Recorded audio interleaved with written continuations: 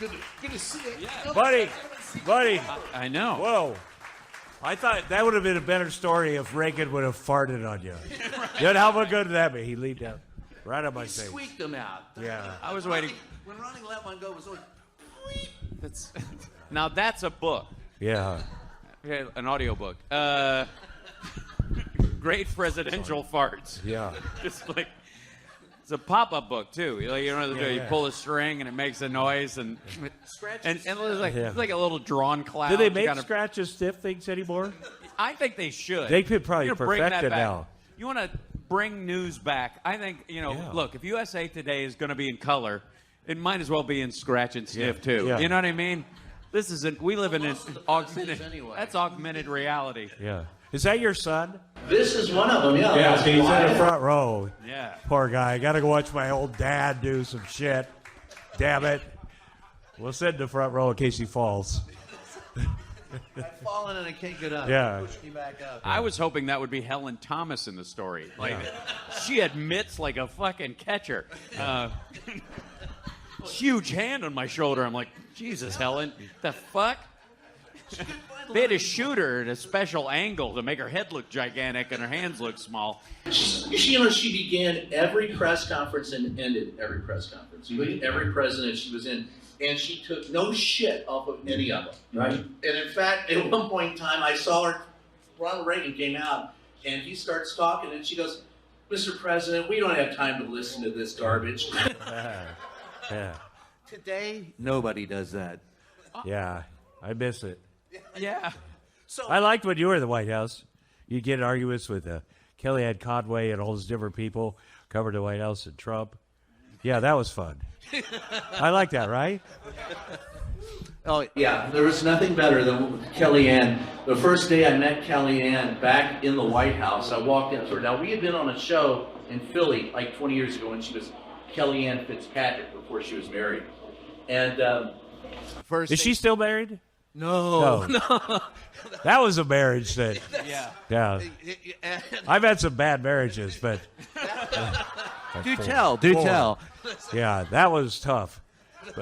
That was tough, especially when they started publicly dogging each other. It was fun. Yeah. It was fun. It was brave. I can't be the only person who, when they broke up, went, if they can't make it, what chance do the rest of us have? No, none at all. Trolling the classified ads. Someone completely opposite of me with a harsh view of the world. Everybody's got to have a fetish. I'm not here to yuck anybody's yum. Look, I mean, is that basically like emotional BDSM? Is that what they're doing? She was definitely into that. Yeah. I like that her kids started bad out there. That's fun. Kids, all kids want to do that, and but that was helpful. Yeah, it was like they wanted an entire People magazine all to themselves. Yeah. I think there was one. Right. I think the whole issue was about that. Yeah. But she was not only nuts, but she thought very highly of herself. Yeah. When I met her on the first day there, I said, "Oh, hi, Kellyanne. We hadn't seen each other since we did the Wally English show in Philly about 20 years ago." I said, "It's good to see you again." Wally English show. Yeah. Well, on some TV it's showing, and she goes, Vaudeville? We did back in the day. Brian's old. He's old, man. Ladies and gentlemen, Wally English performing for all the troops and the Who's at Home. Yeah. I play mostly ships. She said, "Did we used to date?" And I go, "No, we were on a show together. I assure you, if we dated, you'd remember that." Yeah. Well, she also, back in the day, got up to stand-up comedy. They had an event in D.C. And you got to respect, that anybody that gets up and does stand-up comedy, I do. That's because. And then she sold her soul to the devil. Right. But, she was cute. And she didn't get any funnier. I thought that was the whole point. Yeah. You know what I mean? If you sell your soul to the devil, you should at least have some good licks out of it at the crossroads. But I'm not apparently touching that line. Right.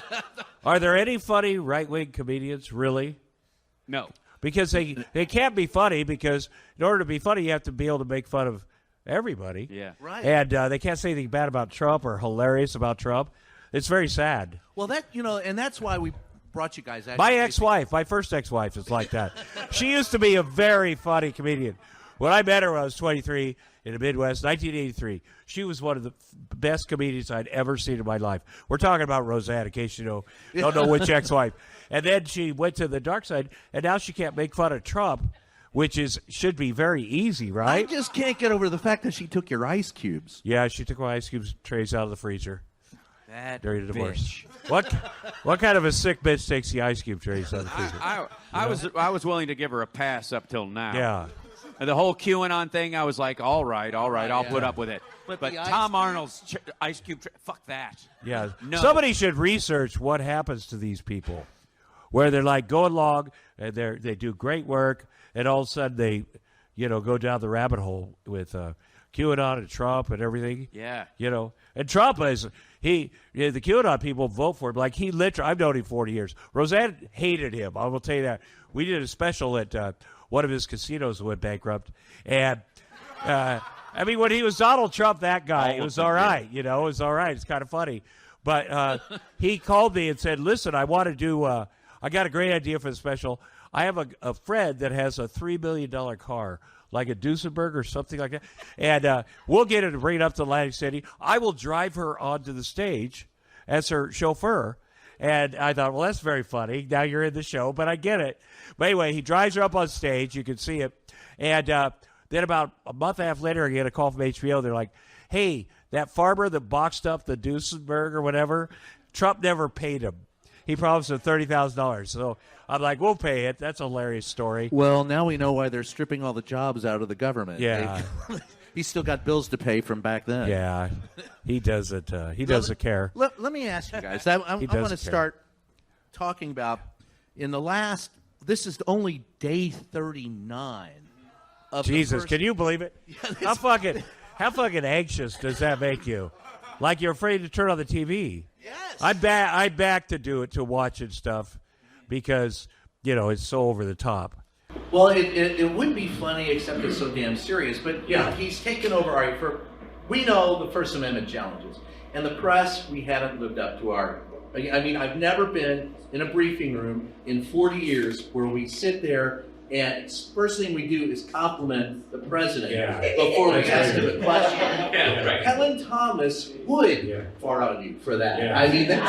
That's there's nothing about that. But on the other end, he is also so that part of the First Amendment is, vanquished as far as I can go. But the idea of taking over the Kennedy Center, Mark Twain commented. Now, he's not a cause, but a symptom. We've talked about, and you think that things are so obviously terrible. There's so many of them that they're not even, I'm going to take over the Kennedy Center. Like but I think there's so many of them now that it's going to be helpful. Well, of course we're going to find out. They're like, this is the only chance Kid Rock will ever have to play the Kennedy Center. And the only way that a right-wing comedian like Greg Gutfeld or somebody can win Is he a comedian? Greg? No, he's not a comedian. Kid Rock, though, is pretty damn good, man. I like Kid Rock's music and stuff. I like it, too, especially when it started out as other people's. Like Sweet Home Alabama is a great song. But that Lee Greenwood song, Proud to Be American, that still gets me a little chills. I like that song I like it too, but it's true. It's I don't know why he did that. I don't associate it. It's like Michael Jackson. YMCA? I ignore the pedophilia stuff.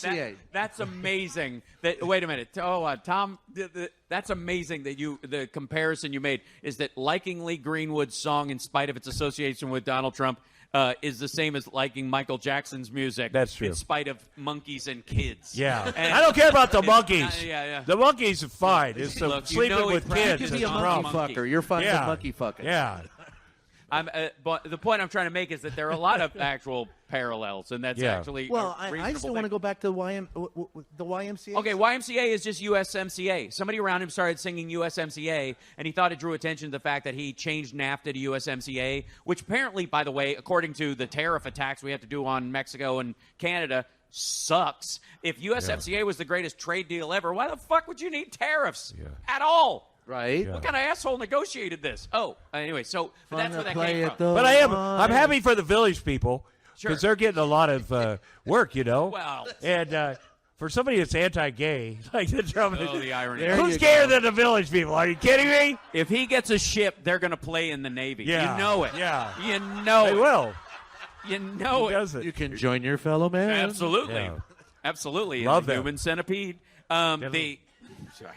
That is not Love real lyric. He's the tail end of the human centipede. You know that, right? That's He used to be. Now he's the middle. Yeah. Oh yeah, and we know who the tail end is. Yeah. Well, I don't know. I think Elon's in front. Or Well, no. Well, yeah, Elon could be in the front, Trump in the middle, and Marjorie Taylor Greene. Right. Definitely Gleefully, happily bringing up the rear. Yeah. taking in all the shit and spewing it out. Yeah. But all right, so have you felt pressure? Either, and I'll start with you. I'll ask you, Hal, first. Have you felt pressure? What's the worst you've felt because of what's going on? And it could be with wokeism, it could be with the far right, Right. it could be with any of it. But just doing comedy. Well, growing up in the South and touring as a comedian and making fun of And the that South. would be Kentucky. That's right. We're both from Kentucky. Yeah. Growing up in the South and making fun of the South, the rule there is you can only make fun of a place if you're from there. A lot of times the South feels that way. Like, how dare you? If you're a northerner, come down here and make fun of us rednecks. But if you're from there, you can shit all over it all you want. And so I've always been able to do that. I've always had that kind of pass because I grew up in an area that was far more redneck than anybody who lives in Nashville or fucking Knoxville or Baton Rouge or something like that. And so I can attest to that. My mother lived maybe, Yeah. 500 feet from where you are, or maybe a mile from Yeah. where you were. But that was rural it's the Kentucky. sticks. It's It the, is out there. The straight up sticks. And so there's been this rule that you can joke about anything you're a part of that's kind of been around for a long time in Southern culture, especially. So it's not- Everywhere. That's a rule. That's right. You know, like if you start making Jew jokes, I'd be mad at you. I'd be. But mad I at- can make a lot because we're I'd be mad at ridiculous. me too, because I feel like considering all the great Jewish comedians that have existed. Yeah, that I'm a that's- huge fan of, yeah. I haven't worked on them, and I'd have to just make them up, and I just feel like they wouldn't be as good as Jew jokes I really spent some time on. Yeah. You know what I mean? You really want to put the pen to paper and think about it for a while. You know what I mean? Historical context Yeah. is very important. Yeah. That one. Anyway, so in that, it's ironic that I think most of all that Trump has run on this free speech. Yeah. Even Elon Musk, it's comedy is free again, blah, blah, blah, and it's absolutely the opposite. They are the most touchy, pusillanimous assholes. They are so fucking weak. They can't take a joke, and it would be ironic You're if supposed ironic to be was the an outlaw. Karen. Right, Yeah. right. We're supposed to be the snowflakes. Yeah. We're Well, supposed but to the do- worst part of all is they're not funny. Right. The rule of comedy, you got to get up there and be funny. And these guys are not funny. They're hacks. They do the same. Oh, I'm going to say something outrageous. They just want to say the N-word. There's a bunch of white guys that are like, I deserve to be able to say that. That's what it is. Right. But and they do talk about cancel culture, but they're very quick to try to cancel Saturday Night Live or this or that. It doesn't work because we have real fans. You know what I mean? Don't go away. We have real fans, and but they also don't know. Trump is the most unfunny person except for Elon Musk. Elon Musk wants to be Joe Rogan. He wants to be a hilarious comedian. I think he's cosplaying. I think Yeah. he wants to be Tony Stark. Well, yeah. Well, he wants to be cool. I think Tesla investors want him to be Tony Yeah. Stark. I don't Yeah. think he wants to, because being Tony Stark would actually mean you give a shit. Yeah, and Robert you have Downey to work. Jr. is funny too. Yes. I'm just gonna tell you from personal experience, he's actually funny. But yeah, it's a weird thing they do. Yeah. And You've been around like shock comics, people Yeah. who and I use this loosely. I'm sure you've seen people on the road where they think that they don't necessarily have a punchline. Just saying the outrageous Yeah. thing should be enough to get a laugh, and if they don't, it's the But audience's those fault. are hacks. Those yeah, are people who they are, crap. but they all talk about cancel culture. I mean, Roseanne does it now too. Cancel culture. I got canceled for being racist. I got canceled, But I'll tell you what makes me feel good is I was in Florida at a really nice club that I'd been preceded by 4 people for the Greg Gutfeld show, 4 of those comedians, and they have a lot of Trump people in Naples, Florida, but the owner said they all ate it. They all came down here and ate it because people, they get it. They want to do the thing. Don't take my guns. Don't whatever. But then they want you to be funny. And you got to be able to, and here with Trump, everybody, it's like, well, when he got shot in the ear, that's when he won the election. And I'm like, what about when Joe Biden died 5 years ago? Nobody gave a shit. That's a big deal, I think. But see, you'll make that joke. They won't make that joke about Trump. Yeah. And there's something that you said backstage that I want to bring up because I think it's so important to comedy, is that it doesn't matter.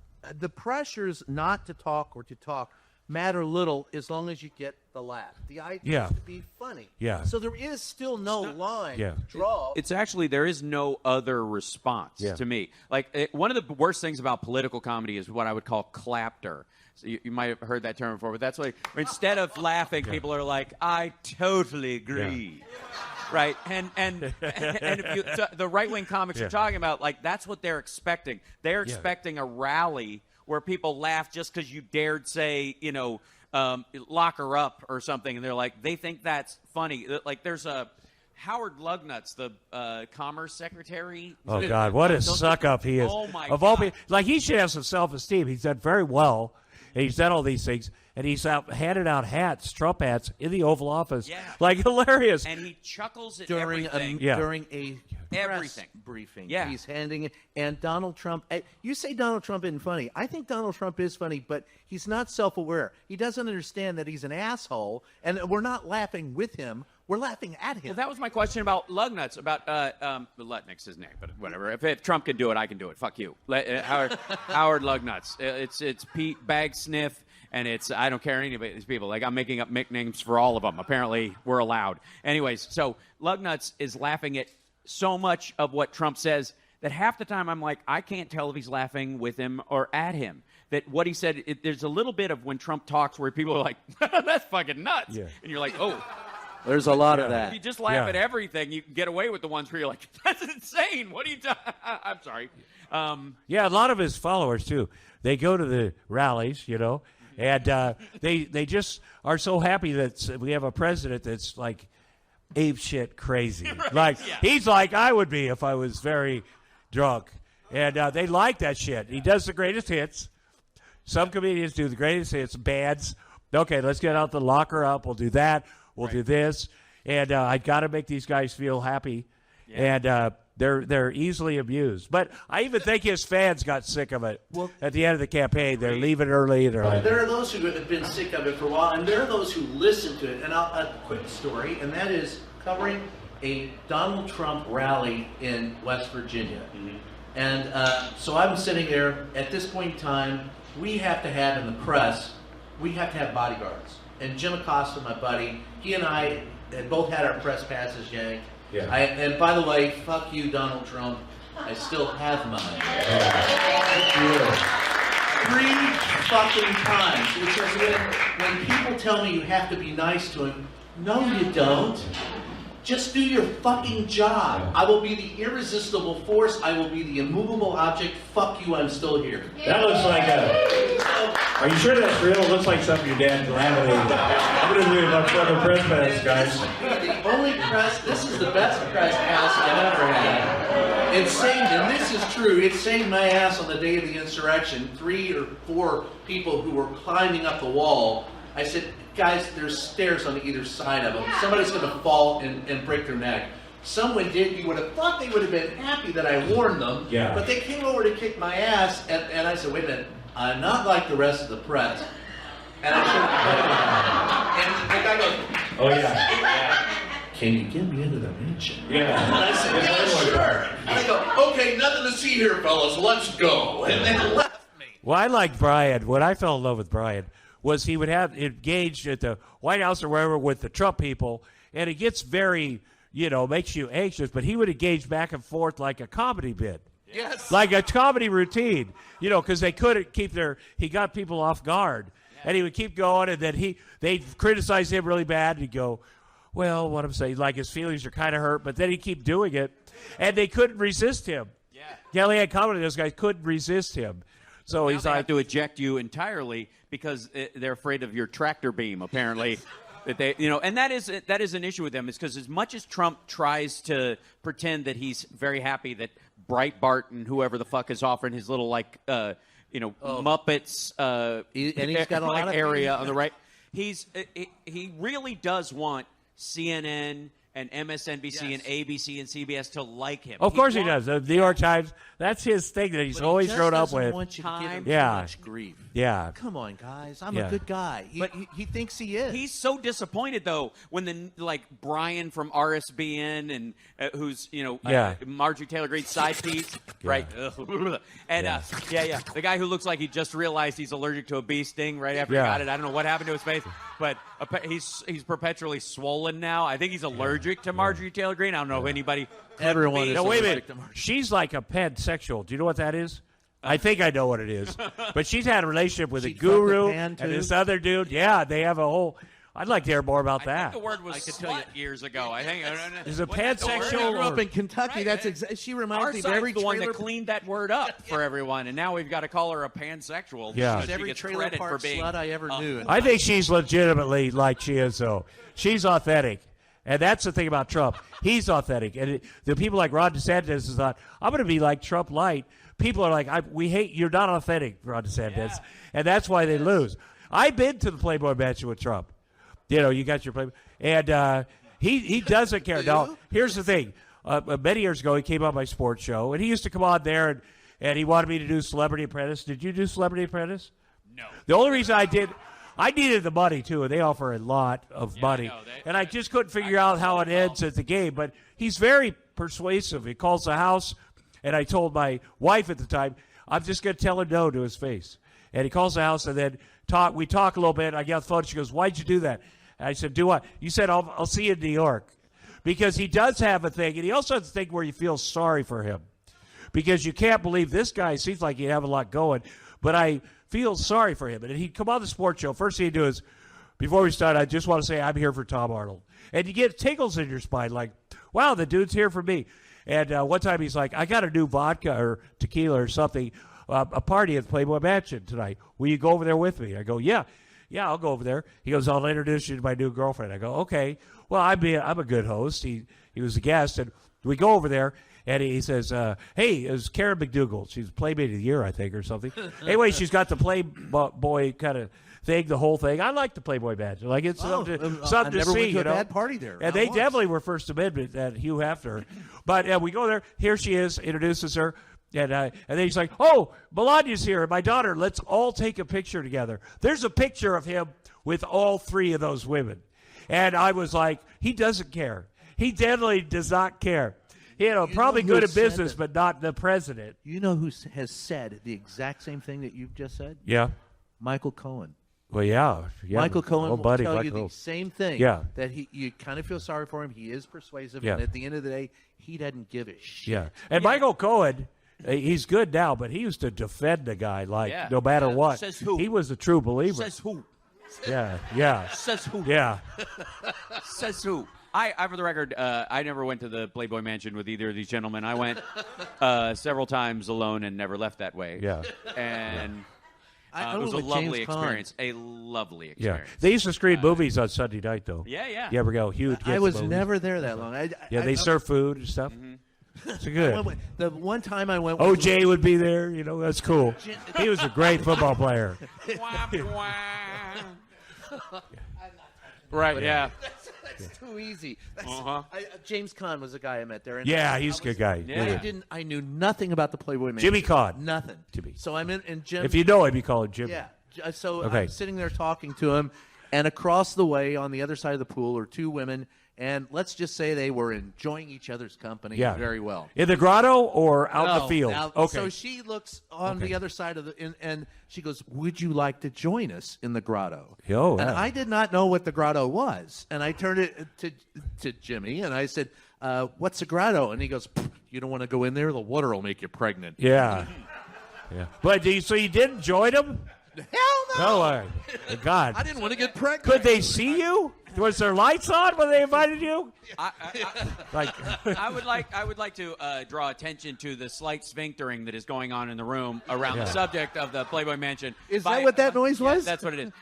Largely by a group of people I would assume are at least aaware of the concept of pansexuals and open sexuality and That's when you have both agency by boys and girls, right? Pansexual, or you don't care? No, And you get pansexual is you Screw everything. You can love and be in relationships with everyone. And basically, basically you're a slut and you just need a name for it. I don't buy it. I like that. I like that. Let me see. If a woman comes up and says I'm a pansexual, a dude is like, she's got a girlfriend. This could work out. And if a dude said that to his girlfriend, she'd go, "You're actually gay. I hate you." That's true, though. That's In very any true. Real relationship. Yeah. I mean, online it works great, but that's really what's happening. Honey, Okay, is that so what that you would be meant? An example. That would be an Damn. example of a joke. Yeah. I I haven't had sex in 8 years. I just want to say, does that make me asexual? No. No, No, you're because still I horny. am. horny. You know, I'm pacing myself after my fourth yeah. divorce, but it's true. Might be anti-sexual. I don't know. Maybe. Yeah. No, just for me. Oh. Just for me. Post- My son gave me this shirt. He thinks he's 11. He thinks it's hilarious. It's from a YouTuber, and it says, "Stay sober." He knows I'm sober. He's like, "That's positive message." They got me to wear it. And then he's like, "Dad, that's the Pornhub logo." And he thought it could embarrass me, but he doesn't know his dad very well. Right. I am all for that. They Freedom give of gift whatever. memberships to celebrities. Anyways, That's the one good thing about Elon Musk. On his X or Twitter, there are some accounts, and they're lesbian accounts, and you only have to watch it for a little bit, but they play the whole thing. They just go at it, and you're like, hide in the bathroom. You're like, oh, I'm grateful for this part. I'm surprised he's lost. I'll tell you later if advertisers. anyone wants to know. Basically, X has become like social media for Stormfront. But Yeah, at that's true. this point, and Or it's Grindr. 80% bots anyways. So I would recommend everyone leave. We were talking a little bit backstage about like how the Tesla price has tanked, and this goes to something about like. It's absolutely cadavering right now. Yeah. How many And I people don't are know- happy about that? I don't Let's know hear it. why, when largely Democrats are the people who buy electric cars in general, and you alienate that customer base and chase after a customer base that hates electric cars on principle. Like that, if any CEO made that kind of a decision, you'd go, "That guy's a fucking moron. I can't believe he has a job." And the board would fire him within weeks. True. It would be a Bud Light experience for that CEO, right? Yeah. But it isn't because they have this illusion that he is smart. In terms of what we were talking about, They've canceled all the plug-ins, Trump, because Joe Biden get all the things. You got to plug your car in if That's you got an right. electric car. He's canceled all those. canceled all the charging Hey, by the way, the stations. Bud Light thing didn't last very long. You know, it didn't. It was, and it was such a stupid thing. There was the influencer that they said was trans. One little thing. Yeah. That's how sensitive. And then even Kid Rock, who did a bunch of Bud Light. Then later he's got Bud Light because Bud Light sponsors this shit. Oh, He's like, yeah. It's They like bought when their way back into when the MAGA. liberals tried to cancel Chick-fil-A. They're like, "Don't eat." I go, "Fuck you! I'm going to eat Chick-fil-A. I'm not changing. It's delicious." I only eat it on Sunday. It's a thing I'll do. It is sad. They don't deliver on Sunday. Yeah. I ordered it at 11:58 at night, and it takes Postmates about a half hour to get to my house, and then I don't eat it until about 9 a.m. when most people are in church. Yeah, that's good. And I sit there watching the Flashpoint, which is this Kenneth Copeland show. And I just eat Chick-fil-A on Jesus' midweek birthday. I wait till Good Friday when we're only supposed to eat fish. Okay, Yeah. for the record, I'd like to say, no, you can tell nobody involved in Christianity named it Good Friday. It's the worst fucking Friday of his life. I think that's it. He had better Fridays. I think that's a dick move. Yeah. You know what kills me? All right. By the way, I'm Jewish. I don't give a fuck about Sunday. I'm just going to tell you. Sunday's a regular day. The Christians, but wait a minute. The Christians are the ones who want they want what? The 10 Commandments in schools. Why not the Beatitudes? That's actually Jesus. The What? 10 Commandments. Well, that's the are new- Moses. I don't know anything about that stuff. Jesus was a great Jew. I know that. He fucking was cool. You should have seen. I'm not going to make that. Well, and Yeah. I'll tell you why. Okay, so Have you read the Ten Commandments? Like, there's disgusting shit in there. Right. Like your kindergarten class. I'm not going to let them put that in my kid's class. Well, not only that, like Commit adultery. What's I that, think the only Mom? thing you But would they're have very if you put them in specific. front of schools is that everybody would go, wait a minute, the president has broken every one of these. Like, Yeah. But Today also, in the White House. I'd like to say for the record that it's not an accident that the first two amendments to the Constitution are a direct rebuttal of the first five, and technically thou shalt not kill, the seventh, because the first five are thou shalt not take the Lord's name in vain, thou shalt not honor thy father and mother, all those kind of things, and those that freedom of expression, freedom of religion, and freedom of association wipes out all of those. And it wasn't an accident that the founding fathers specifically did that as a sign that they were deists and this would be a secular society, that they would honor the other stuff, theft and murder and all that kind of stuff, that would be kept in. But even still, how many different kinds of murder do we have in this country? Like 16. We really get kind of hair-splitting when it comes to killing somebody. We went from thou shalt not kill, it's like, well, I mean, if the guy barges into your house in the middle of the night with his dick out, obviously, and you got a Well, if the butcher knife, president what are you tells you gonna to do it, you got to go to war. Ordered to do it, and obviously ahead, that do person it. would have killed a bunch of people, and there's a truck headed with a bomb on its way to a So blow him marketplace, up. and you've got a Reaper drone, and that's your only option. By the way, it's not really murder if Thou you do it shalt with a not- drone. You're just operating your drone. The drone did it. Right. Well, and There you again, go. I love Pete. I'm all for killing guys that break into your house. It's when they ring your doorbell and you could kill them. That's a lot of. There's does not that? even a nuance to that. Ding dong, boom. Yeah. I I want to wound them. They break to their house. By the way, you don't need if you can't kill. I don't have a gun because I used to be, my son's 11, and I used to be 11, and every time my dad left the house, he'd say to me and my 4 younger brothers, stay the fuck away from my guns. And all we would do was try to break in to get his guns. Yeah. And one day I got his gun. He had a Korean War rifle. I got his cartridge that was locked up in a safe. I put it all together, went in the front yard, just started firing it. I could not control myself. Then I see my dad's car come down. I'm like, I'm going to get my ass kicked here in a second. But I don't think you can kill someone with a stick. If you're a real man, Yeah. let's be honest, you could kill someone with a stick. I agree. My old man did, but especially that's a if they different brought story. the stick. Yeah. Hey, I grew up in Kentucky. The old man did that on a weekend. Right. Yeah. But all right, but wait a minute. I want to interrupt for a second. To go back to get back to what we were talking about. When I was in Monroeville, Pennsylvania, at a Trump rally, there were people who were screaming, "I love Trump. I loves me some Donald Trump. I loves Donald Trump. He's great. I love him." They came over to me and they go, "I hate Jim Acosta. I hate you. I hate you." And then one of them said, "I hates me some Jim Acosta. Will he take a picture with me?" I said, "I'm sure he would. He's a very friendly young man." So she walked over. Jim's going live. Jim does a picture with him. She walks by. She goes, "I love me some Jim Acosta. By God, I love me some Jim Acosta. He's got a cute ass." And then she walked off. And my question to everyone... Wait a minute, he's got a cute. That's disgusting. Well, are you saying that Jim Acosta? You're going a long way for that. In his premise, he already established this character in this story, who is a real person, is a deluded psychopath. So anything she says must be taken, heavily weighted against reality. She did wear a shirt that said, "I'd rather be with Russia than with a Democrat." Yeah, nuts. So, But how are her tits, most importantly? larger than her head. It's forgivable, the shirt. That's a shirt. But her ass was larger Yeah. than that. Can we make that joke? But let me say this, and just I'll did. quit interrupting. But Brian, No. here's the thing: Trump is a bully. That's why Yes. people, he's a coward and a bully, and that's why people are like, "Oh, I don't want to say anything. I don't want to do the right thing," which makes them a coward too, right? That's my point, because when I stand there in that briefing room, people are going, "Let's boycott Donald Trump," because, there's no point going. And I saw what I saw that day. Jim just was friendly with someone, and they ended up turning. What do they see? Because I'm not going to go anywhere.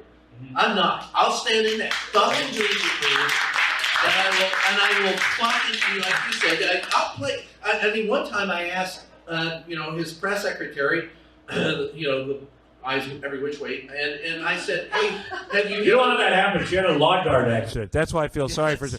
It's true. Her brother threw a lawn dart up, and she was watching it, and it came into her eye. That's a true story. That's a true story. Yeah. And he's also the one who killed the dog. But anyway, I miss lawn darts. Speaking of political correctness, and that's they don't let you have those we anymore. used to chase people. Then with don't them. worry, because I guarantee that they will be taken off of the Yeah, that's dangerous true. list by That this is White true. House. If anybody In would, the next 10 would allow days. lawn darts to be sold openly to children again, it's this fucking White House. We Yeah. got rid of the lawn dart. People have the freedom And we brought now back. to What's chuck- he already done? We brought back the plastic straws. Yeah, plastic Important. straws. It's very Fuck the important. turtles. Plastic straws. Yeah. So anyway, I said to her, I said, "Have you ever been sexually assaulted?" And then I go, "I don't mean by the president." And man, my buddy John Bellis, the comedian, said, "Holy shit, Brian! When I heard you say that, I realized what you were doing." But the point is How did that end up? You asked that question. she. What was the response? She said she hadn't, and the rest of the press was upset that I had asked it. Yeah. Because they said, how can you ask that? I go, well, with my mouth and my, making Yeah. words. That's how I did it. But is there at some point? It is a weird question, I have to say this.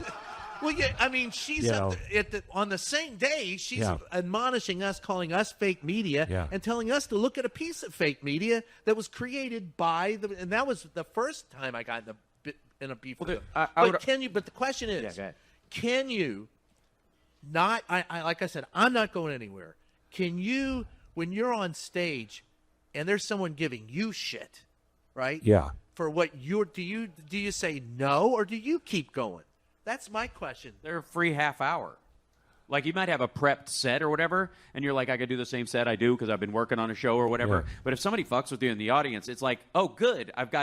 I'll just build a half hour of the next half. Yeah. It's all on these assholes. Anytime I'm, at loss for a bid or something is flagging, I can go, like chuckle ass over here. Then that guy, they're so like that's how you're recommending we do that with the president. Absolutely. Yes. Yeah. Engage, and use him to make material. Because we do know one thing about him as a coward and a bully is that he has no sense of humor. He can't actually understand what's funny. He can say stuff that he sees other people laugh, but he doesn't know why they're laughing.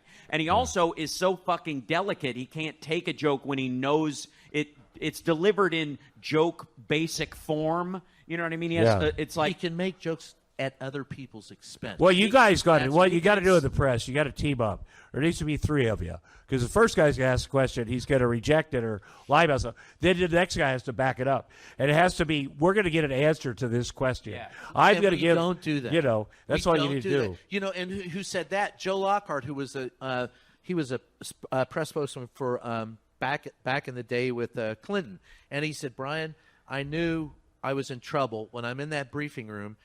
And I'd ask a question, wouldn't get an answer. The next person would go, well, wait a minute, you didn't answer that question. And then I'd try to skip past it. And then the third one would go, hey, wait a minute, answer the damn question. And he goes, fuck, I'm in trouble. Yeah. And he had to dance. And that's when they would go to the guy in the back of the room and go, hey, ask us a question. And he'd go, isn't it true Bigfoot is walking across the earth? And because I always knew I could go to that guy. Yeah. But we don't do that. Yeah. Well, here's what I would suggest in this situation. First of all, the right has made I'm just asking the question as a defense mechanism for saying all kinds of awful shit. Yeah, that's very true. That's code, by the way. I want to be clear with everybody. Yeah. That's not something they're just saying a random phrase they're using. In Auschwitz, it was called the Jewish question. In South Africa, it was called the Native question. When Tucker Carlson says, I'm just asking the question is the Jewish question and the Native question and the black crime question and whatever else there. It's a code phrase that they send out to the right to go, hey, let me slide on this. I'm on the team. So I think in many ways the questions have lost some of their worth in this modern kind of bullying bulldozer society. I think the press needs to start front-loading facts and go, would the president like to comment on that? And just leave that hanging on. Now, that's what we used to do. Put rocks in his backpack and make him carry it around. And they'll go, well, they'll ignore it or whatever. It adds up over time. In the same way that the Clinton death count shit started becoming a story to where it was like normalized for a long time. The same thing could be true with Trump and his crowd. You could come in there and I would front load any lame question I have a question about agriculture, but it has to do with the fact that, obviously the president was friends with Jeffrey Epstein for 25 years. And the question a lot of people are asking is, of course, how long would you be a friend of Jeffrey Epstein's before you knew he was a pedophile? 2 years, 5 years, 7 years, 10 years? That's 12, what he liked him 18, for. Oh my God, he likes the young lady, very young. Yeah. Would it take I just wanted to answer the years? question That's I not asked. My question. Do you think the agricultural subsidies will be enough to make up for the tariffs? Yeah. I want him to answer the question I asked him, and that will work. I guarantee that will work. But we don't do. And look, we're hiring kids straight out of college, no experience, putting them in the press briefing room, and so they're enamored of the White House. Oh gosh, I'm in the White House. Just like the Dogebags, the guys who are walking in there. So here's the question. I'll ask you. Let me say one thing about the Epstein stuff. It's very interesting because the right's the Clinton stuff's going to come out. And we're like, well, fuck, Trump was his best buddy. Yeah. So I hope that it comes out and they both of them. They the real truth. Redacted it. Whatever the truth is. Right. I think that's the difference on our side. Is like anybody who was on there, I don't lose my values because somebody pretended to have them. If somebody was posing as somebody who was decent and I found they weren't, That doesn't mean my values are wrong. It just means they were a wolf in sheep's clothing, and there's nothing wrong with going, oh, well, then fuck that guy. And I don't think any of us have that problem on our side of the aisle. They clearly have a problem with it on the Trump side. Well, but I think Fox News is they- trolling Trump right now. Because they're like, we're getting to the bottom of the Epstein stuff. Yeah. And they have to know he's involved in it. Oh, my God. They're like, this is how we get rid of him. Release But I the think jump they're today. trolling us because they are not going to release it. The redacted version Yeah, has come out. today- I think they're trolling Today, us. Pam Bondi released a bunch of stuff that's already in the public record, But only also a trolling worse Trump. copy of it, so it's illegible. And it's so fucking dumb because you can look up the original documents online because they're there, and this just looks like a 10-deep photostat shit copy where it's obviously like somebody went through with an eraser and took the T off of Trump a little bit and a little bit of the P and just trying to make it look like, oh, I can't even read this. But that's why that's why it's so important that people like Brian do what they do. Because the Epstein thing, one woman, Julie K. Brown of the Miami Herald, would not stop on it. Went around, interviewed 100 victims, get all their. And Miami Herald does not pay well, No. But she spent all that time with all those people, and she ended up taking him down, and whatever secretary of whatever, like all those people. One person stayed on it, and she did that. And that's hard to do if you have 45% of the counties in this country do not have local news. None. 45%. So you don't get that. You don't get those people like from the Miami Herald who cover beats, do investigative reporting. They're gone. Well, there is a curious. I've seen in the beginning of this, and I don't know. I wonder if you guys have seen this as much. Is that there's kind of this like two trains leave the station at the same time, and they're going to collide if they're both at the same speed. And there's so many of those happening in the Trump White House right now, including Pam Bondi's release of the Epstein files and Anna Paulina Luna allegedly wanting to do this through the Congress. And they're dead serious about it. Like, Luna's freaking out that Bondi's just bullshitting. And that at some point, that's going to come to a head. Trump's existence is call logs that existed well after he said he was no longer friends with him. His financial relationship with the guy, the fact that they broke up over a real estate deal, not this apocryphal bullshit story about him kicking him out because he was trying to fuck a girl at Mar-a-Lago, which, by the way, is still emotionally, morally, and ethically trash. Because what's the story? Okay, you could do that to all the high school girls that are poor in the area, but don't touch the Mar-a-Lago members' daughters. Eat shit. That's a terrible standard. That's what that argument is, right? That's the same argument that says $5 million for a golden ticket to Right. get into the U.S. But If the you're point is, rich, you have different rules. These trains have left the station, and they're headed inexorably for a collision. The question is, will it be 3 months or 6 months or after he croaks? And increasredly, it looks like they're going to be a lot sooner than we think. Well, I am still waiting to see because they've been predicting Donald Trump's doom since he came down the escalator, and that cocksucker is still there every damn day. And it just drives me nuts, and I think we're part of the reason why. I think the press is. So here's my question to both of you. I'll start with you, Tom. by the way, the big mistake that the left makes is going for the big, there's a pee-pee tape. There's a tape of Donald Trump getting pissed on. It's outrage. That's the big, we got to get that one thing.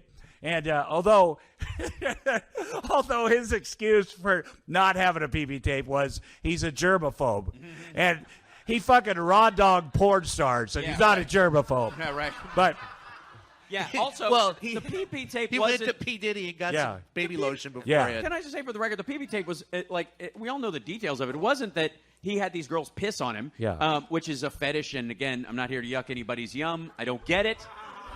But whatever, you do you, boo.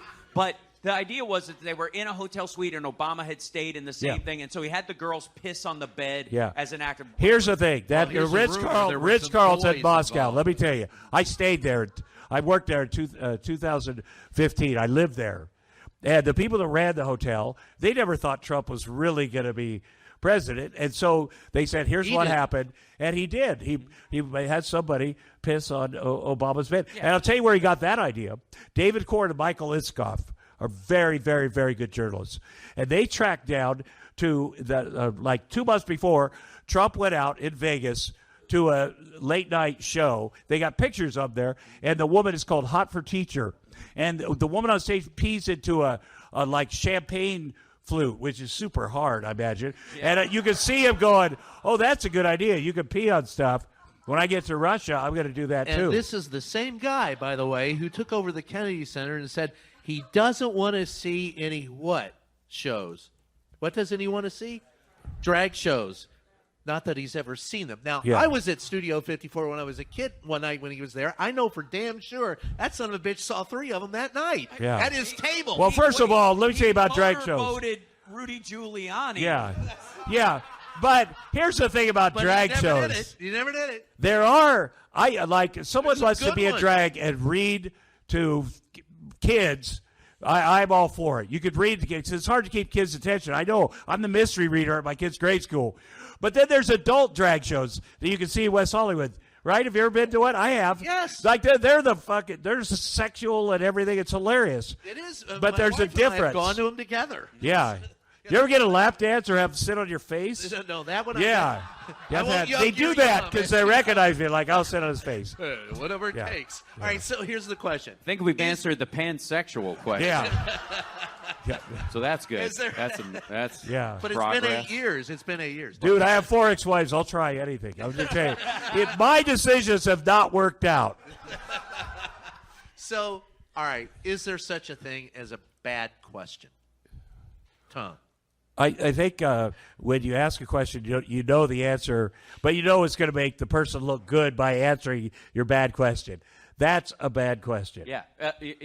What's his name? Brian from RSBN. Yeah. He's literally, that's his job right now. He hangs out in the White House press corps room and in the Oval Office, and Trump calls on him specifically, and all of them are these Go like ahead, Brian. bad. I love you. Yeah, Brian, you had a question, and they're all these like. Here's a hat. Did your seat ever get hot from the sun shining out of your ass? Like it's that kind of. It's these like badminton tip-up questions that he sent. Or are you happy that everything you do is great? Yeah, right. You should be. Are you finally Has there ever satisfied? been a president that has done as much as you? Done right? Yeah. Joe Biden screwed it all up. It's all his fault.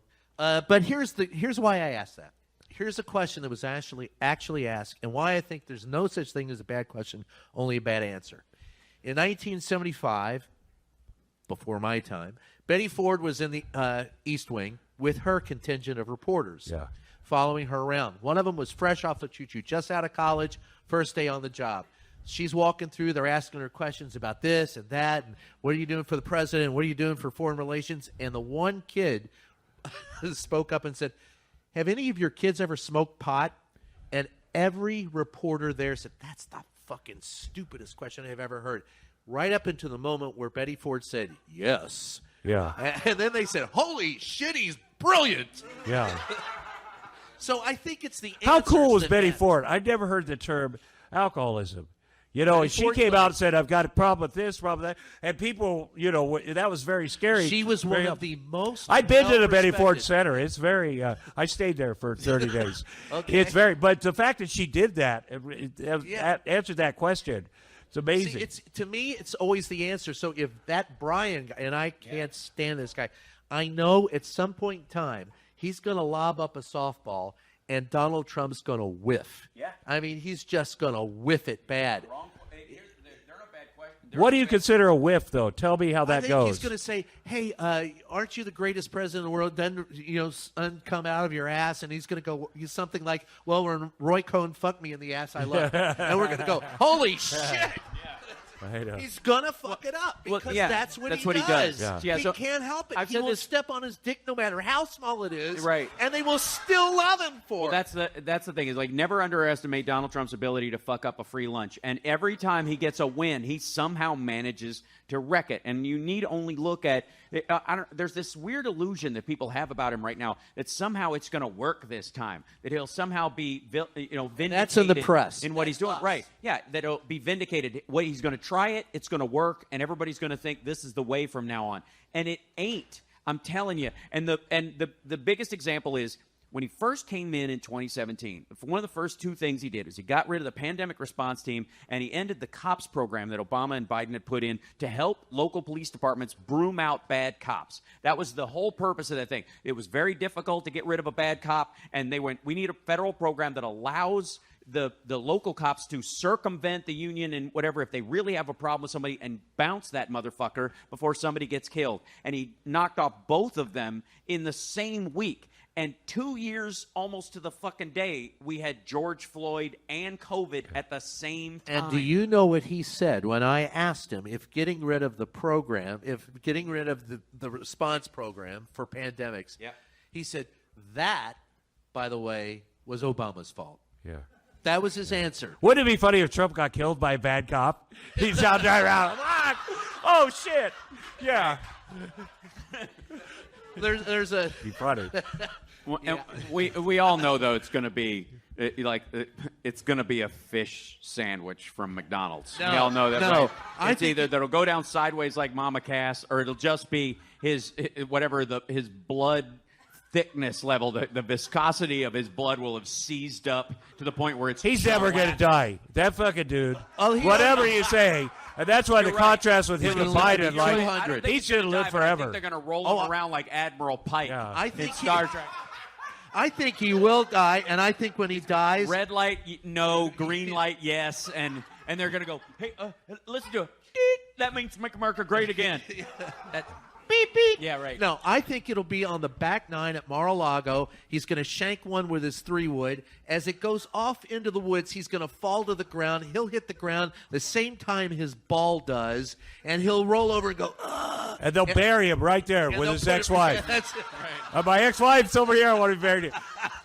No, they'll weaken and burning him. I'm going to tell you. That's what I'm saying. I agree. I think Yeah. that's what I mean. Like with that Admiral Pike thing, they're gonna there's no fucking way because there's nobody in the wings. That's the one upside I do find in this is that because it's such a cult and he's so specific to this movement, there's no way J.D. Vance picks up the ball and runs with MAGA or Elon. Ron DeSantis Elon can't because plus he disrespects J.D. Vance. He has no. Oh my God, he just hates him, and he brings Elon in like this is my favorite son. Like he used to do Don Jr. I knew Don Jr. too. He was so freaking mean to Don Jr. He just was cruel. Don Jr. actually, like me, had a bit of a drug problem. I'm sure it's cured now, but he got arrested one time for fighting in New Orleans. Trump kicked him out of the family. He said, "You're cut off. You're out of the family." And so my friends and I took care of Don Jr. and we'd bring him to Maui with us for family vacations. And I kind of was in charge of the young people group, sober group. And I really felt for him, What Cohen said about I'm him? like, yeah. Well, Cohen said that both of his sons, at one point or another, came to him and said, "I don't want to end up like my dad." yeah. Well, Don Jr. didn't talk to his dad for a year after he raped his mother. That's a fact. Like he took his mother's side when that rape thing came out during the divorce. I gotta say, like as a Now she's buried in his golf course. Yeah, God damn it.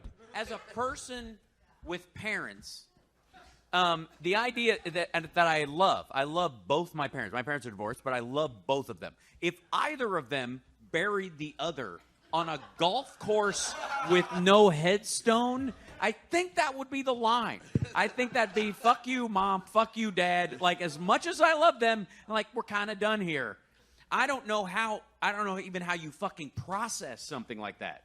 Like how do you do something like that? well, What human being does that? All right, Pol Pot, I don't care. But the kids, the person who does it doesn't feel. The person who does it has to be a sociopath. But the people around them, and I think that deals with the press and the people who suck up to him, is kind of what we're really talking about. Because nobody's going to change him. But the idea is that if there's change to be had, it's going to be the people around him who either realize they've been had and either fall back into the weeds like Homer Simpson in embarrassment or turn on him. Meme. Right? But they're all grifters now. Okay, yeah. They're the people that did have backbones, were truly patriots. They're all grifters. Mm-hmm. And there are some people who are speaking up. The 5 defense secretaries today, they're speaking up like, it's so weird. He hates DEI, but Pete Hegseth is the defense secretary, and they fired a black guy who had all the credentials in the world. Yeah.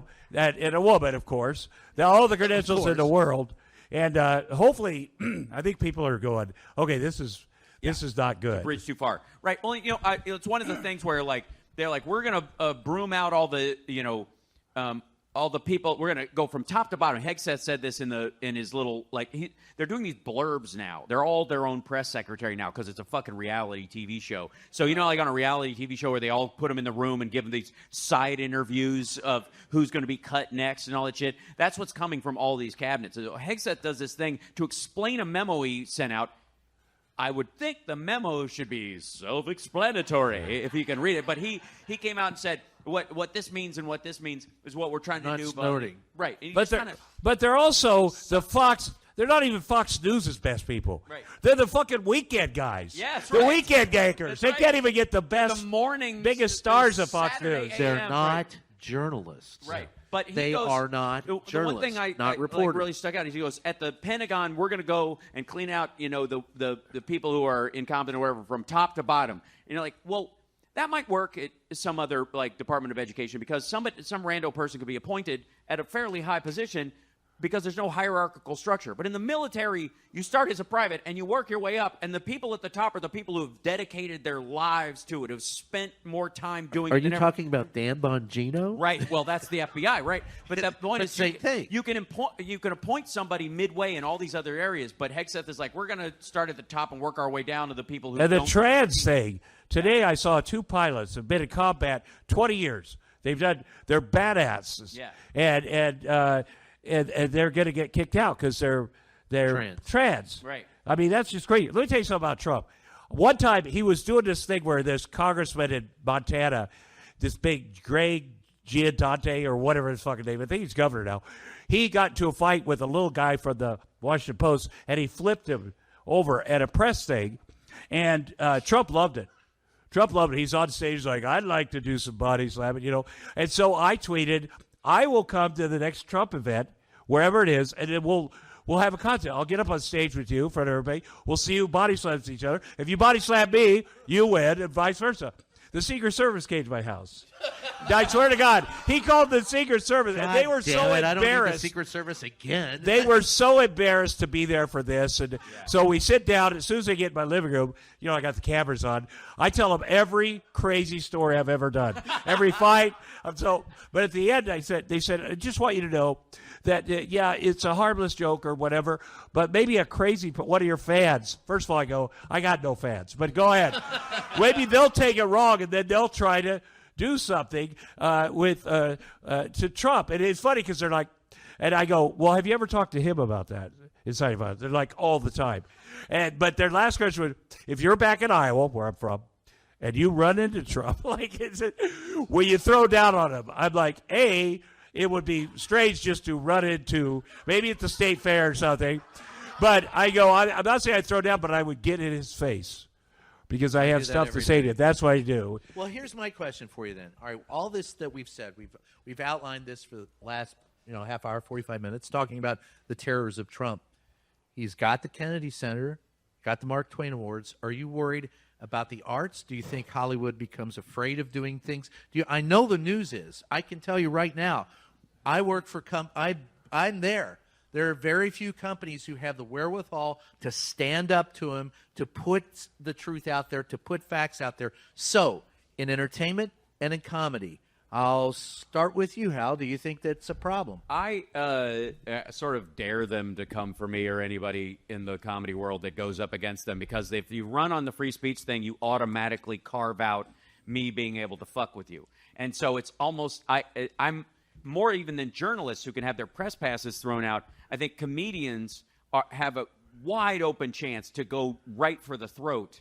Figuratively speaking, I don't want to get metaphorically. I don't need the NSA if you're listening to investigate me any further. Exactly, but I think comedians, we have it should be open season, especially because he doesn't give a shit if people are outraged. If people march and freak out and hold signs or whatever, he thinks he's doing something right.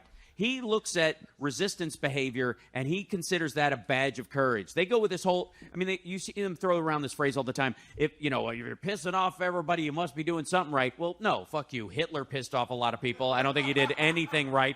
I think he made a lot of people angry, and it wasn't like, well, he must have struck a nerve. Right? Shut the fuck up. No, no, you don't get a pass on that. But what we do know is that since he can't take a fucking joke, that means we have all the power. The comedians more than anybody else have the power over this guy that journalists don't. He can shit on them and dismiss them and call them fake news, but you can't call it fake comedy. You can say you're unfunny, but if other people are laughing, you're outvoted no matter what. It's, comedy is always a democracy. I agree with Hal. It's an opportunity. It's an opportunity for all art, to be honest with you. This, at HUD, what is that, Housing and Urban Development?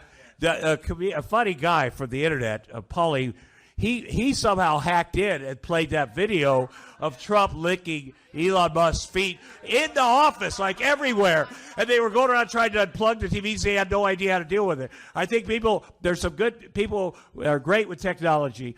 And there's going to be a lot of people that step up and start hacking into this stuff and sides of buildings, this, that. And I think that's how people are going to speak up by doing that. Both Trump and Musk are delicate as fuck. And as much as they want to be funny or want to be thought of as being strong and being able to, resilient and all this shit, they aren't. And both of them, mocking them is their biggest weakness. And so that has to be integral to everything that attacks them. Because if you just get outraged, it's going to have zero impact. Because that's what the whole liberal tears bullshit was about the first time around. They just enjoy it because he's our first troll president more than anything else. Yeah. That's why the trolls elected him to be a troll, to troll the people they don't like.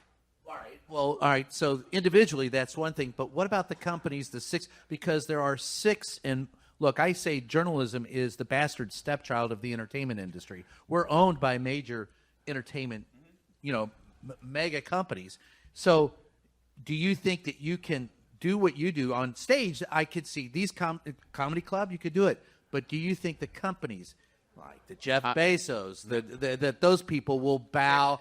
It's too easy. Their fallback isn't to support him in their stuff. You can't do a movie where Trump is a superhero and like that. You can't. Well, you could if it was a comedy. Yeah, it's hilarious, right? But and a cartoon. But you can look at how left-wing politics dominated some element of the casting and stuff, and there was a lot of talk about that in Hollywood. They were trying to do diverse casts even when it didn't fit, which is very curious, but it was a worthwhile effort on the Democratic side and the left-leaning side to try to insert a broader conversation into the arts, and that was an activity you could do. There's no equivalent on the right other than just cruelty or some version of bring back Dice would be their way of doing it. And Dice used to be great. I'm going to tell you. Yeah. Because he did a character, and he killed it. Same with Sam Kinison. Right. When I first moved out here, those guys had a thing, though. Yeah. They were a character, and people. But also at the time, I think you as things ratchet up. I've always said there are no partisan issues. Andrew Dice Clay, for those who don't know. Yeah. There are no partisan murmurs. There are no partisan issues. There are only partisan solutions. Because talking about something that's an issue that everybody is dealing with is not the problem. It's where you think you should go, or if you think it's a problem that can be solved at all. Do you think there'll be pressure? Do you think there'll be pressure in casting or writing for movies? Well, of course, because heads of studios, they only want, how do we make money? Yeah, what if we can't make money doing this? I think that's with the DEI stuff, which was great. Like, people don't realize you have to give people opportunities. They have to start in the writer's room and work their way up to whatever. But I think here's how I have handled this stuff. Ben Shapiro, you know Ben Shapiro, right? Right-wing little guy that he asked me to be on his show on Fox, election special that was going to turn into a series for him. And he said, I want you to be the first guest, because he knew he's going to bring up the Me Too shit. He thought I'd argue about that. So right before we go, they shot it at Fox here. And I used to be on a sports show at Fox, so I know everybody down there. The director of his show was the director I knew. And so right before we did, I went to the control room and go, hey, when we start off, I'm going to tell a long story, personal story. And you can watch this. So Ben Shapiro's like, hey, do you believe all women? I go, let me tell my story about being raped as a kid. And I told a real story all the way through it. He couldn't interrupt me because he's like, oh, my God, this is a, And then it was like an 8-minute story. Then I got done, and you see him there. And then he had to go to commercial. And you can see me also punching him. And they got laughing. He's laughing because But and then that show got canceled. But that's what you do. You go, I'm not going to take the bait. Tom. I'm going to go over here because I would like to tell my Me Too story. All right, so No, so here's what's going to end up happening. The only way they can placate the right in many ways, as far as programming, is they'll just, I don't know, bring back the Expendables and make another Expendables movie, or they'll make Steven Seagal movies again. I'd like to be in one of those movies, those I like them Expendables. too. They're a lot of fun, but Yeah. they're not necessarily right wing. But like I said, that's just what they want to see. They think, that was the heyday. Trump, you can actually see when he Bring describes back the Dukes of Hazzard? Right, no, when he describes crime, you're like, oh, this motherfucker saw a Hunter episode once, Yeah. and is convinced Yeah. that's life on the street. Yeah. Like he really, Yeah, he does. It wasn't even like a NYPD Blues, like where Yeah. it was realistic. It was like some random, like an episode of Knight Rider. Where they had got special guns Yeah. and somebody's like, these guys, like, they have rocket motorcycles that could shoot lasers. And I Some want of the that women's car. faces come off, you wouldn't believe. Right? He saw something, and his brain just kind of singularly focused on Yeah. that thing, and he can't let it go. And if you just put, you just put on the new season of Reacher, and they'll all just drool and watch it. Oh, It's they cool. still And I they like do. it. They do. Yeah, it's totally No, I good, was and in I'm the fine White with that. I was in the White House. Not Yeah. to interrupt you, but By the way, that Reacher guy, Yeah. that he He's a good goes guy. for it. Like he says, and Arnold just did a movie. By the way, almost every action guy, as they get older, they're conservative. They're Republican, whatever. Mm-hmm. I'm a little disappointed with Sly with his, but Arnold's still like, I hate Trump. Like he still will go there and do that. all right. So to your point, that's what they talk about in the White House. They did it during the first time Trump was in office. Mm-hmm. They do it now. You go back to have a conversation with any of them, and they will practically come when they talk about action movies, Sly Stallone movies. Steven Seagal. I did a movie with him. There was a guy in the first White House press office, I won't say his name, who said that, and he was anyway, so who said that he believed that Steven Seagal was the greatest fighter in the history of the United States because he'd seen every one of his movies at least twice. He didn't see all of them. No, he didn't. He must saw the early ones. Because the early ones, he wasn't real badass. Yeah, By the time I did Extra Woods with him, he couldn't even lift his leg up to do a kick, Yeah. and another guy'd come in. And let me tell you, just like everybody, have you seen him in Russia with my doing God. those? Yeah. He's 500 pounds, man. With People the are Bela running by him. Lugosi. Yeah. He's got the spray painted Bela Lugosi. No, it's crusty. Sharpie. That's right. You can see it on the screen. He got it from Stephen Miller. Yeah. Well, but he's very sensitive too, Steven Seagal. Like after our movie, I told stories as promoting the movie about him. He called up a mutual friend and said, who's paying Tom to tell stories about me?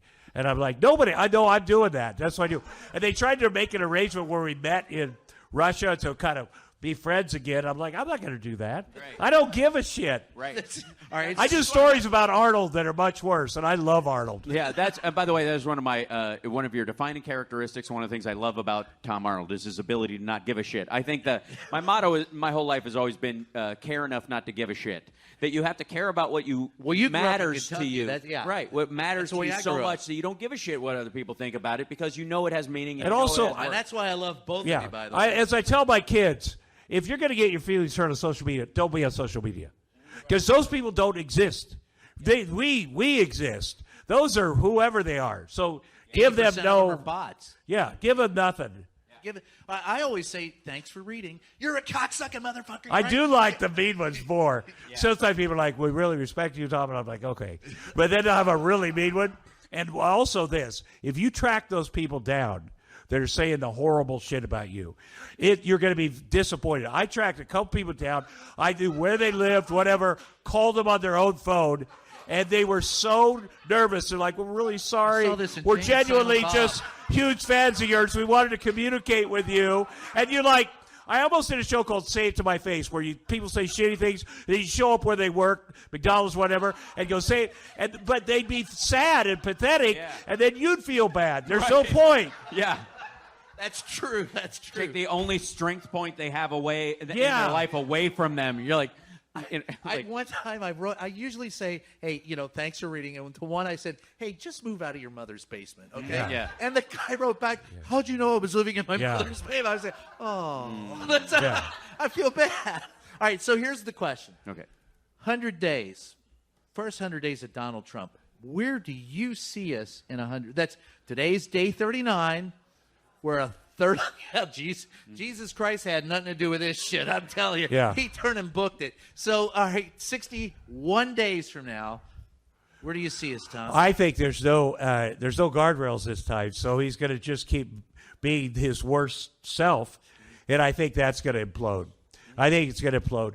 You know, everything that people are like, oh, he loves Putin, he doesn't care about America. No, he's saying it now. And he's always kind of said it, but now it's right in front of people. And he puts these half-wits in charge of these agencies, and even they are like, shit, this is bad. I wanted to be in control of something.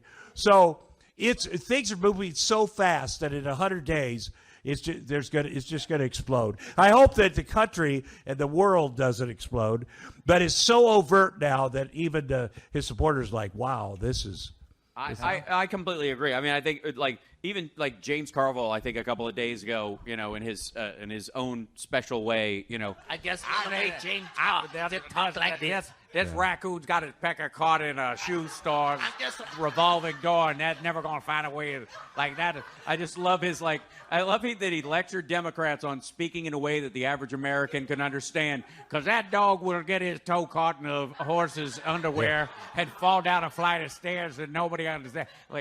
Anyways, he was basically saying 30 days. And I think he's right. I think there's the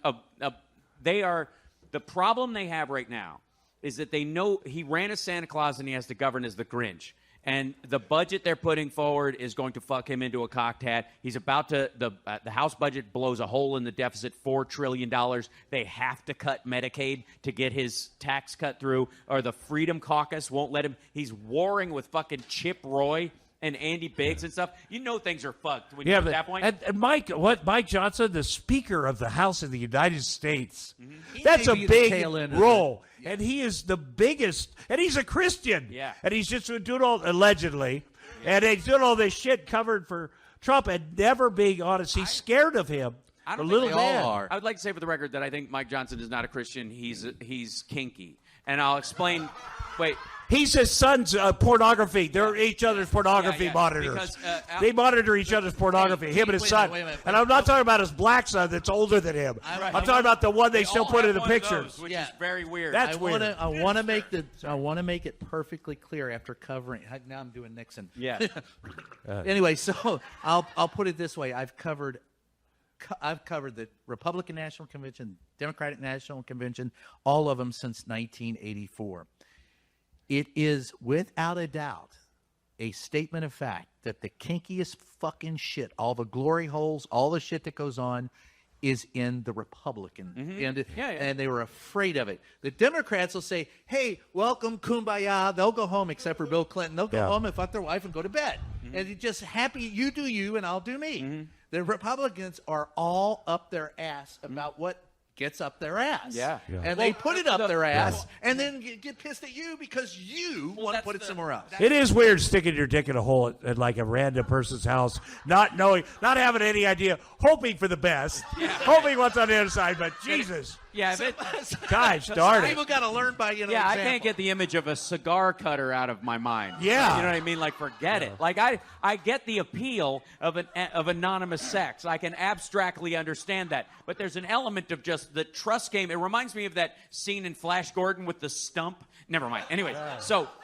But let me. I know where you were going. Thank you. The Gavin Newsom, about 4 years ago, said something really important when he was being honest about. He said, these people all around Trump are going to follow him off a cliff. Yes. And you were hoping it was 2021 at January 6th, but it is still going to happen. No, he's going to. I'll say this about the. Go ahead. I just want to finish that thought about the 100 days and the timing of it. Is that Carville thinks it's 30 days, and the reason I think he believes this, and I think it's probably closer to the next 45 days. But they have a limit at 100 days where they've made a bunch of promises, stuff he said he would do in an hour or the very first day or the very first week, and none of it is happening. And the bad stuff he said wouldn't happen is absolutely happening. The stock market's going down. The prices of things are going up. Even with the threat of tariffs, the prices are going up. And what's going to happen is they're going to put up with it. MAGA's going to put up with it for a little while longer, but they're going to see the 100 days coming. And about 10 days out from it, they're all going to start panicking at the same time. They're already starting to do it now. You're seeing it everywhere. Yes. But it's going to reach a boiling point about 90 days in where there's like this, what the fuck? Because Democrats, because we don't control the House and we don't control the Senate, can't be between him and his goals. So it's his He owns it's it. his game to fuck up. Yes. It's his game to lose. And they're all aware of that. I think that's one of the reasons why Democrats, wisely, are stepping back a little bit at this point because they can't outvote him and they can't stop some of this They're stuff. just suing him in court. That's all. Right. Yeah. And they'll vote against stuff normally, but they can't stop it cold.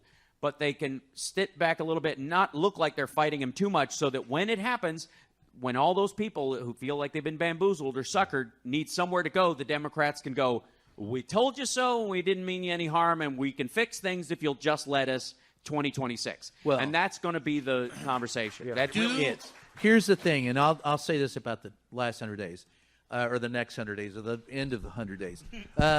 We have two parties in this country. I've always said we have one political party that has no heart and one that has no head. I'm seeing the Democrats have always eat their own time and time again. The Republicans always rally around a criminal this time around. I'm seeing a change in that. The Republicans are eating their own a little bit, and the Democrats are having a little steadier head, which gives me some hope. But at the end of the 100 days, I believe that everything that both of you have pointed out, and look, I know and I love James Carville, and just a brief side into that, I interviewed him for Playboy magazine, and he just as crazy as they fucking. First time he talked to me, he said, "I'm just no coon ass," and I said, "Wait." I can't. Yeah. You expect me to He type- could say that, though, You guys right, because he but is one. How am I supposed to type coon ass and turn it into anyone? Are you I nuts? came from Kentucky, and Yeah. that meant one thing, but he's from Louisiana, Yeah. and that meant something else. It just meant he was from Louisiana, and I go, all right, and I had to learn to say it Louisiana before I could talk to him instead of Louisiana. So James is right about a few things, but I think at the end of the 100 days, I think it's going to be Donald Trump versus Elon Musk. I think he's going to be the guy, and this is not going to go down well for anyone around the world. And I can tell you right now, it's unsafe now for Americans, not only in our country, but in other parts of the world. We're not the shiny, bright light on the hill. People look at us and go, fuck, you all are fucked up. You all are stupid. Don't come to my country. And he wants to tout $5 million to bring rich people here. If you are rich in another country, why the fuck would you come here? Xenophobia is not a selling point. No matter what. They do like to come here. Rich assholes love to come here. They love. They usually just have a love baby it. here Yeah, or something. That's it. So Yeah. at the end of the day, I think we're headed for what you said, a fall. What you said, all the stuff that's going to fall apart, and you're going to see because everything that Donald Trump does is transactional. Everything. Yeah. I've seen him take transactions in that Oval Office. I've been there. I've watched it. I've seen it. I've asked questions about it. At the end of that day, on the day 100, I think we're going to be in a shitstorm because him and Elon are going to break up, and that bromance and that divorce is going to be messy, loud, and dangerous. And again, who has leverage on who in this particular instance? Because you got the most powerful man in the world, technically Elon? the president, the presidency, and you've got Elon Musk, who has created, much like Trump in his business empire, the illusion of being smart and the illusion of being a good businessman. Almost all of Elon Musk's financial wealth is in Tesla. It's not in SpaceX. It's not in X. Would it be funny if he started fucking Melania? Oh. You know, that's like If she gets pregnant, Probably, Trump wouldn't care. He's making babies everywhere. Yeah. Baby number 14, here that's it right. comes. I love you. I love you. Yeah, I do feel like they are gonna, Trump loves one of Trump's favorite phrases is came very highly recommended. People think very highly of him. People talk about him like he's okay. The reason he's doing that, it's a strategy because it's that way you can blame other people if the person fucks up. I didn't make this decision. Everybody else told me, And he that's was good. what he'll do. It's their fault. They told me he'd be good at this. I never even met the fucking guy, and he does that all the time. I don't know anything about that. Yeah. But I think Trump is just trying to make as much money as he can. what he loves about Putin is how much money he has. Yeah. So if it goes sideways, whatever, he's still going to have all that money. And that's the question I want to ask Donald that they won't answer. I've asked it 3 fucking times in writing in their face, and Donald won't get in front of my face. But why the fuck is he still fundraising? What the fuck is he fundraising for? You know I what? can't tell You you know the what? number of the goddamn emails I get every day going, "You're my favorite Trump. You're going to be part of my cabinet. Just give me $100 and come on down." Yeah. And it never happens. He still sold the Bibles. He's and the, Made in and the China. black hats and the Nobody gold cares. hats, and he's got "Make America Greenland" again, and, Yeah. and you know, we own the Panama. He'll sell you anything. I swear to God, if he could get away with selling, hey, raw dog your neighbor with this, he would. So he clearly.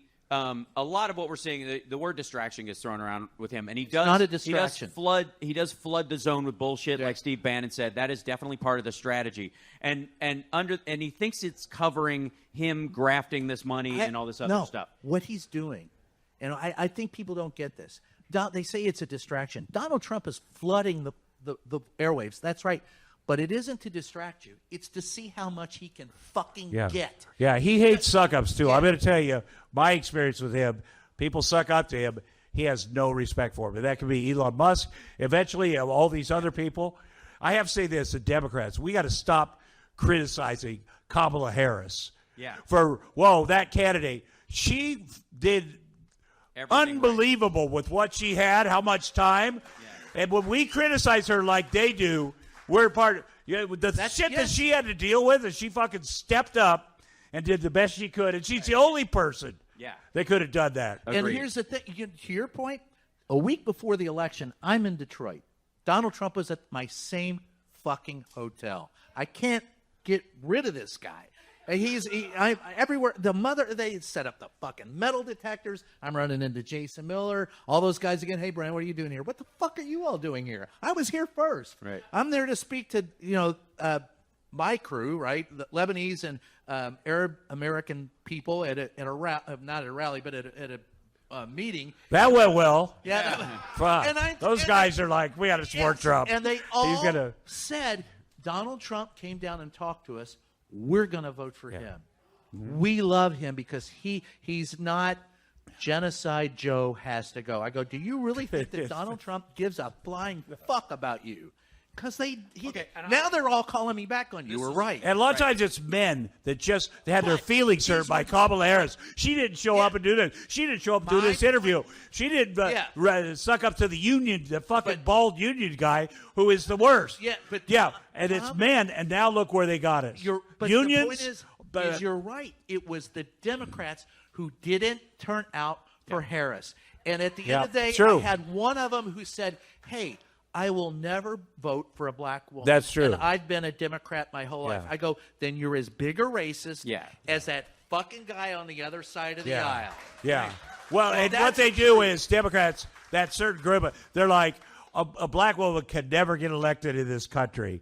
That's just never going to happen. They say that, and then they don't vote for her. Right. And and a black woman could get elected. If you should have got elected in this country. So you voted. But it's our own people a lot of times doing that bullshit. And that's why I said at the beginning, I don't like how they voted.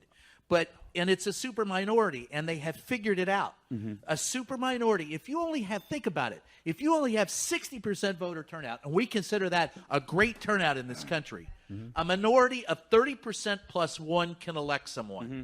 That's what we had. The problem. 78 to 75 is not a mandate. It's jump ball. It's a 1 3-pointer in a basketball game. Exactly. And so the idea that either side has a mandate should be a lesson to both sides in this. And when you breed in extremity, that's when you allow manipulation by outside forces. Because the more jargon-oriented a group has to be, the more shibboleth or passwords you have to use. If there's a narrow version where there's the no true Scotsman zone that everybody has to stay in their fucking lane, or they're kicked out of the game, the more you operate in that, the easier it is to sneak past if you just use the proper words. And this would be the feminist men who sexually assault girls because they can get in close and that kind of stuff. People who take advantage of the limited language and workings of this. You don't have to prove who you are. You just have to say the thing. And a good example of this is Mike Lindell's crucifix. Mike Lindell, one of the reasons why I feel for him. He's genuinely insane. He's a dipshit. Although he was a crack addict, Yeah. which he talks a lot about, but I think he Now replaced it with now this he's an thing Adderall for real. addict, which is just meth. I mean, he's sad. But It's sad. Adderall, coffee, and understand, of course, understand, cheese blintzes. Yeah, right. Understand that the wearing of the crucifix that he did, that's why My Pillow got as popular as it did, because he boldly wore a cross in his ads, and a section of the electorate and anybody who doesn't give a shit buys the pillow, doesn't even notice it. But the Christian crowd noticed, oh, he's proudly wearing that, and they all bought the pillows, and that's what pushed him to the front of the line. And and to me, marketing. If that, Yeah, that's a good idea. Then. Right, I'm going to start doing that. Get a cross. I have a Sarah David tattoo all covered up. I mean, for that much money? Are you shitting me? Well, You remember what Bill but Hicks that's- said, right? Huh? Bill Hicks said, imagine if you're Jesus and you come back, and you Right. actually came back, and you saw the That's cross. true. You think he'd like that? That'd be like Kennedy coming back, and we're wearing crucifixes, with AK-47s. We're going, love you, John. Yeah. That's that. Rambo Jesus. Yeah, right. That's my favorite Jesus. All right, so go ahead. yeah. We want to close. Exactly. So the distraction point that I want to make is that maybe he's doing it naturally because he actually is thinking about these things because they're feeding them this stuff. And if you look at the technocrat map that was put out by Elon Musk's grandfather's group, the Technocracy Incorporated, in Canada in the 1930s, it has a map of the techno state of America that would be run by engineers and not politicians. It would not be a democracy. It would be the capitalist version of a communist structure, and it has the United States, Canada, Greenland, and Mexico. They own it. That is all one group. And this talk about the Amero and all that kind of stuff, that's where that seat, and that's Elon Musk's fucking grandfather pushed that. That's where Trump saw it. That's where Trump saw Greenland and Canada as the 51st state. He saw that map at Elon Musk's house or wherever they hung out, or he showed it to him. That's exactly where it came And they from. don't hang out. And he's never been at his house. He was on the plane. Well, he was on the plane. He brought it over to him. Yeah, right. He was on the plane, and one plane ride with Elon Musk, and he's talking about good genes, fast racehorses produce fast racehorses, because he obviously doesn't think that about Don and Eric. But now all of a sudden, genetics are important. But the distraction part of it, I want to be really clear, is that the Doge bags and the Doge group themselves, the concern is not that they're making cuts, and we talk too much about, oh my God, they're doing terrible damage because they're cutting programs they don't understand. It's a heist. It has nothing to do with what they're saying it's doing. Behind the scenes, information is the only currency of the modern age. And that's what's going on. And the point I would like to make, and I showed this to Brian before, see these guys walking in and out of the Treasury with their little black backpacks. Do you think they could fit one of these in there? Okay, this is a 64 gig. You can fit that in your ass. Yeah, exactly. Quick. Guys put a lot of things in their I don't ass. want I can any fit- volunteers to prove it. So No, it'd be easy. So you on something this size, Yeah. this is just something you could buy at Walgreens, but it's like you could fit 200,000 records of every purchase, 200,000 people's entire financial records from birth to present on one of these. 200,000. There are only 8,000 elected politicians in the country, meaning one of these could have all of their financial information, all of their communications, any FBI files you have could be fit on one of these, and that's all it would take. Secondarily, this right here, okay, this is a Wi-Fi spoofer. I have one of these because I'm named after a computer. With it, if I so chose, I am. If I so chose, Close the pod bay doors, Al. I'm sorry, I can't do that. It can only be attributable to human error. With this, not only can I create fake Wi-Fi networks just to fuck with people, but if I was at a Starbucks, I could create a fake Starbucks network and do a key log of everybody who signs in on using their Gmail password with a spoof page that looks like Gmail, and I would have their password. Okay. Why are you doing that? Why the fuck would you not be doing that? You could do it. Get the bad guys. Why would I admit to doing it on Yeah, camera? that's There true. are cameras, Yeah. Tom. I'm just speaking allegorically. Can I look at that, by the You'll way? be at the White House next Yeah. week. Yeah. That one I built from pieces, but you can buy one. And this is called the Flipper Zero. Okay, this mainly what I use this for is that I can spoof hotel keys. So I can take one of these, and if I walk up to my hotel key when I'm touring, I can put it up against this. I don't need the key anymore because I can just swipe it, and it will continue to work. I can also do it to anybody else's hotel key. I can also do it to your garage door opener. I can also do it to any gate opener that uses any kind of Wi-Fi signal or any Bluetooth signal, which means that any one of these guys, and I guarantee every one of the guys on the Doge team has one. Every fucking one of them. Fucking that girl right there. That's not a picture. Stop it. Now, again, my point is that it's too fucking easy. It's a heist. We're overcomplicating it. Elon Musk is there to gather all this information and steal as much stuff as he can to guarantee contracts that he has and have control over information, because that's what he's ultimately going to use as leverage to make sure That's that why I think it'll be him that will go down. I agree. I agree. That's where, and he's going to call it out. Hal, let me say this again. Why aren't you doing it? Number one, let me tell you something about being a non-journalist, being a citizen journalist. You don't have any ethics. You're supposed to ask people before you record them on the phone. I'm like, fuck that. That's Michael Cohen on the phone telling me everything. That's Jerry Falwell Jr. talking about fucking the pool boy. Yeah, I have those on tape, and it's effective. Well, that's TMZ would buy it. They do. They end up in documentaries. Not this one. Yeah. Again, it's only a matter of what I would admit to on camera. But what I'm telling you, though, as somebody who grew up in sort of like the sideline hacker community and that kind of stuff, how easy it is and how much easier it's going to get over the next couple of years. Here's the reality of the next 3 years under the Trump administration. You know the old Rumsfeld thing of like known unknowns and unknown unknowns. Ladies and gentlemen, because of AI and automation, I'm telling you, we are heading into the biggest era of unknown unknowns that anybody has ever fucking faced in a developed country. Period. End of story. And nobody in the White House has any idea how to deal with it. And it is that train that has left the station that they are on a collision course with no matter what they do. If Trump's tariffs work or they don't work, which they're not going to work, if his tax thing gets through, it won't fucking matter. Tax on tips doesn't give a shit if every clerk job is replaced with a robot. They also got it. He promised no tax on Social Security, which I'm counting on. Right? Who is on Social Security? Right. Yeah. That's I'm okay. Well, it's not too. Hal, like that's I just say that redundant. it's not too late. No. It's not too late.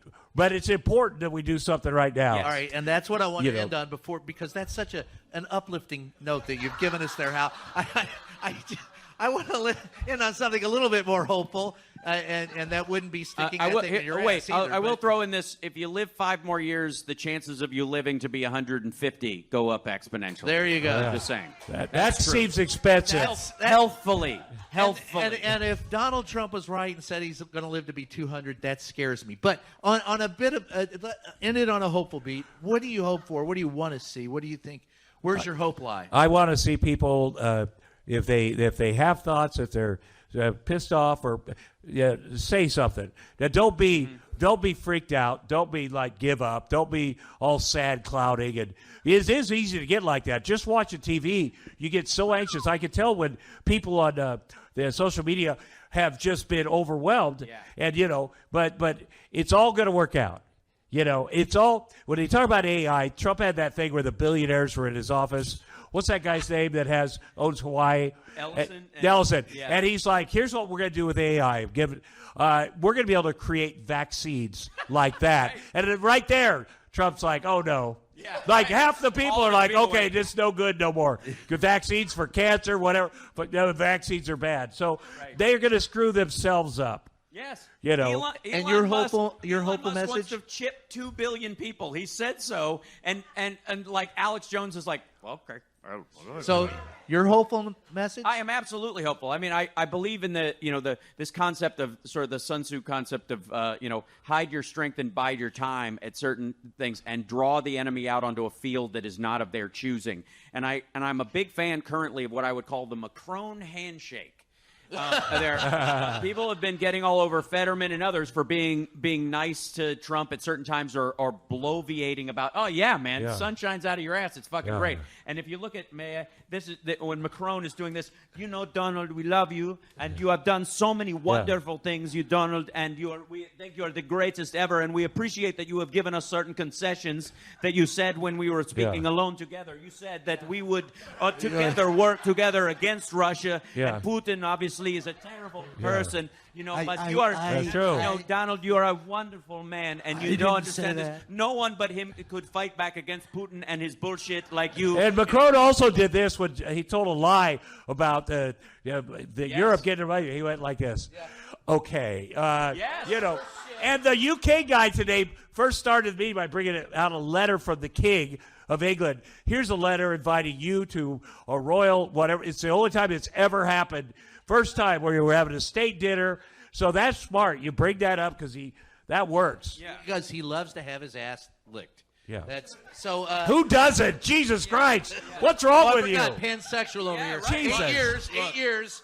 Understood. Yeah. We're not here to yuck anybody's yum. And the other thing too is, I mean, in general, if you're gonna take care of yourself, make sure that you have available tools for yourself in general. Yeah. Jesus. That nobody's. Where are you going after we get out of here? Yeah.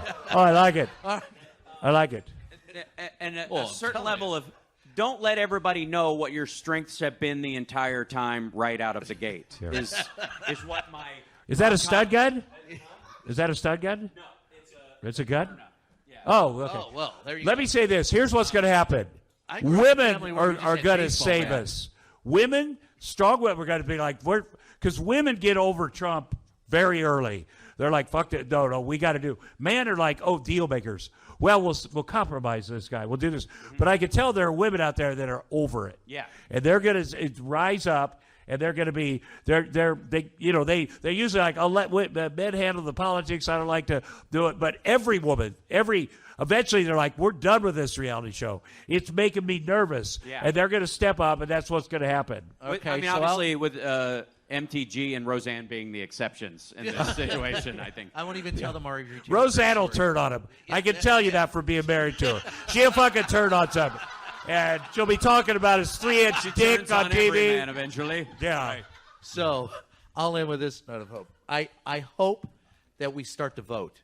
Mm-hmm. I hope that we get more than 60%. I hope everybody in this room is involved, and I mean at the local level. I hope that the press gains a fucking spine and realizes we are there to push. We are there to hold truth to power. We are not, as Helen Thomas told me, she said, Brian, if you want a friend, get a dog. I'm not there to be your fucking friend. I'm not there to kiss your ass. I'm there to ask you the fucking question. Answer the motherfucking question. Yeah. That's what I'm there for. And I will go to Gandhi, who said that, Gandhi? who said, when I think of all the tyrants, I think of how transitory they are. These always fall. Mm-hmm. They always fall. And the arrow of, justice, right, bends towards progress. Yeah, I have to say this, Brian. There are great journalists out there right now. We don't know what they're doing, but they're up to something. They're out there getting deep in stuff. You'll start hearing about it. Look what you're doing. You're doing this documentary.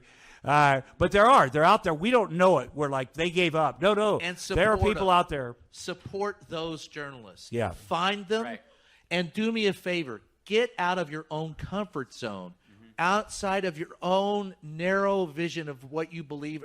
Watch Fox, but, laugh. But, widen your scope.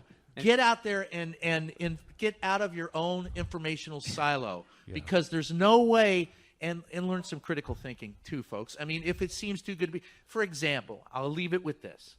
There is no way in hell that crash in Washington, D.C. had anything to do with DEI. We know that.